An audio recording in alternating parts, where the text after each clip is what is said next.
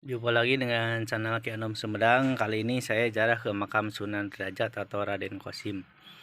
Sunan Derajat merupakan salah satu sunan dalam jajaran Wali Songo. Ayahnya adalah Sunan Ampel dengan ibunya Dewi Chandrawati yang merupakan putri dari Arya Teja. Sunan Derajat ini merupakan adik bungsu dari Sunan Bonang. Sunan Derajat lahir pada tahun 1470 Masehi di Ampel Denta dan wafat pada tahun 1522 Masehi di Paciran, Lamongan. Sunan Derajat dikenal dengan jiwa sosialnya dan ajarannya untuk selalu membantu sesama. Sejak kecil beliau sangat cerdas sehingga mudah menyerap ilmu agama yang diajarkan oleh ayahnya beliau. Sunan Derajat memiliki nama asli Raden Saripudin atau Raden Kosim. Panggilan Sunan Derajat diberikan karena awalnya beliau memulai dakwah di daerah Derajat, Kecamatan Paciran, Kabupaten Lamongan. Awalnya desa ini sangat gersang dan masyarakat bisa dikatakan sangat miskin. Lalu Sunan Derajat menjadikan daerah tersebut menjadi subur dan makmur. Di desa Derajat inilah Sunan Derajat mendirikan sebuah pesantren bernama Dalem Duwur. Lahan untuk membangun pesantren diberikan oleh Kerajaan Demak untuk memudahkan Sunan Derajat menyebarkan agama Islam. Berhubung hubungan beliau dengan Raden Patah yang merupakan Sultan Demak sangat baik, maka Sunan Derajat diberikan sebuah gelar bernama Sunan Mayang Madu.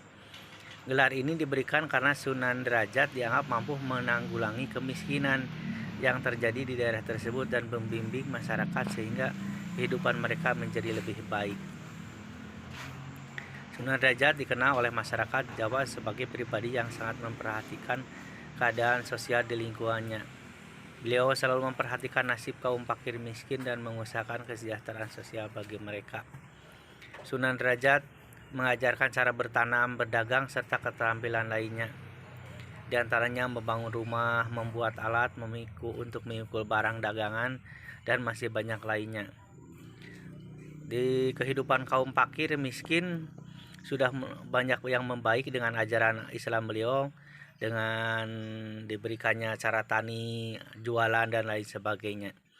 Beliau sudah membangun kepercayaan masyarakat terhadap dirinya sehingga lebih mudah untuk mengajarkan agama Islam terhadap masyarakat di sekitarnya. Berkat usahanya ini, selain mendapatkan gelar sebagai Sunan Madu, Sunan Derajat juga mendapat kewenangan dari Kerajaan Demak untuk mengatur wilayahnya sendiri, atau untuk sekarang disebut otonom. Jika ayahnya memiliki darah Mohlimo, Sunan Derajat memiliki darah ajaran Catur Piwulang. Nah, inilah yang terkenal dengan ajaran dari Sunan Derajat. Jadi ada 4 yang diajarkan oleh Sunan Derajat, yaitu 1. Paring teken marang kang kaluyon lan wuto, artinya berikan tongkat kepada orang yang berjalan di jalan yang licin atau buta. Kedua, paring pangan marang kang keliren, artinya berikanlah kepada orang yang kelaparan. Yang ketiga, paring sandang marang kang kawudan, yang artinya berikanlah pakaian kepada orang yang telanjang. Yang keempat, paring payung marang kang kodanan, ya artinya berikanlah payung kepada orang yang kehujanan.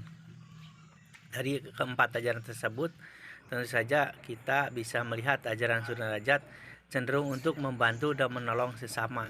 Jadi itu sifat sosialnya tinggi. Tak hanya ajaran Catur Piwulang yang diajarkan oleh Sunan Derajat, tapi juga ajaran peduli Pepali Pitu yang juga begitu diajarkan. Ajaran Pepali Pitu adalah filosofi Sunan Derajat yang dijadikan sebagai pijakan kehidupan sehari-hari. Pepali Pitu diantaranya yaitu 1. Membangun resep hiasing sesama, yang artinya membuat senang orang lain gitu. Kedua, jroning suku kudi eling lan waspada, yang artinya di dalam suasana riang kita tetap harus selalu ingat kepada Allah dan bersikap waspada. Ketiga, laksmi taning subrata tan nyipta marang pringgabayaning lampah, artinya kalau dalam perjalanan untuk mencapai cita-cita yang luhur, kita pantang menyerah, jangan menghiraukan halangan atau rintangan yang ada. Keempat, memperhardaning pancadria, yaitu artinya kita harus selalu menekan hawa nafsu duniawi. Kelima, heneng hening henung, artinya Dalam diam akan dicapai keheningan, dan dalam hening akan disampai jalan kebebasan yang mulia. Keenam, mulia guna pancawaktu, yang artinya suatu kebahagiaan lahir batin yang hanya bisa dicapai dengan salat 5 waktu. Keempat, menehana tekan marang wong kang wuta, menehana mangan marang wong kang luwe, menehana busana marang wong kang wuda, menehana ngiyup marang wong kang kodanan.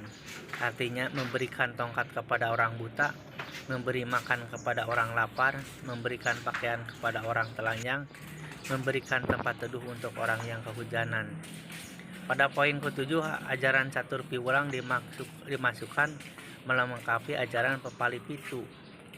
Nah, Pepali Pitu ini terletak di antara tangga yang ada di tataran komplek makam Sunan Derajat ini. Tak jauh berbeda dengan sang kakak, rupanya Sunan Derajat juga memiliki jalur dakwah melalui seni dan budaya. Sunan Derajat ternyata mahir dalam mengubah tembang atau lagu. Salah satu tembang ternama yang digubahnya itu Macapat Pangkur, yang liriknya terisi tentang cara menyampaikan ajaran kehidupan kepada masyarakat. Jadi beliau juga ahli seni juga, Sunan Derajat ini. Demikian sekilas tentang sejarah Sunan Derajat. Semoga bermanfaat. Ini kebetulan saya jarah ke makam Sunan Derajat ini belum banyak, karena pagi-pagi. Kalau siang ini banyak, wah puluhan bis. Apalagi kalau bulan Mulut banyak yang jarah. Ini saya masuk di dalam komplek makamnya, di saung bangunan tempat beliau makam. Kita bisa masuk keliling, beri kesempatan, dan alhamdulillah saya tawasulan, dan belum banyak orang, hanya sedikit. Kalau siangnya pasti banyak. Dan ini juga ada rombongan orang lain selain rombongan saya yang jarah ke makam beliau ini. Demikian dan terima kasih, semoga bermanfaat. Assalamualaikum warahmatullahi wabarakatuh.